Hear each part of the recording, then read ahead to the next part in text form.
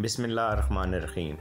चकवाल कुदरत के बेपनाह राजों को समेटे हुए एक अजीब खित्ता ज़मीन है, जहां आपको कुदरत हर रंग में जलवा अफरोज़ नज़र आती है। इसी में से एक पहलू यहाँ पर पाई जाने वाली जड़ी बूटियाँ भी हैं, और जड़ी बूटियों की लातादाद शाखों में से एक शाख फूलों पर मुनहसर होती है।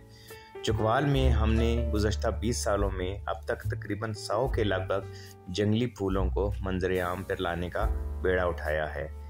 इन फूलों में कई इतने खूबसूरत और इतने कमाल के हैं कि अगर उनको एक इंडस्ट्री की सूरत में कमर्शियल बुनियादों पर तहकीक करके बीजा जाए और उनकी अफजाइश नस्ल की जाए तो यकीनन फूलों की सनत में एक इनकलाब बर्पा हो सकता है।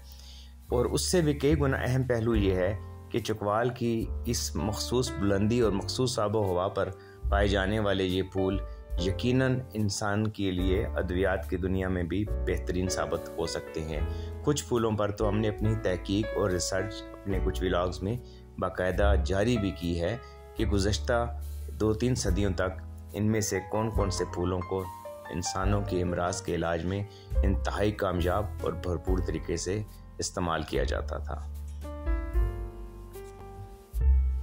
आज भी अगर सरकारी सतह पर या प्राइवेट सतह पर इन फूलों पर रिसर्च की जाए तो कई तहलका खेज और इंतहाई कारामद नताइज सामने आ सकते हैं। चकवाल जड़ी बूटियों और फूलों के साथ साथ दीगर कई चीज़ों में इंतहाई अहमियत का हामिल ज़िला है।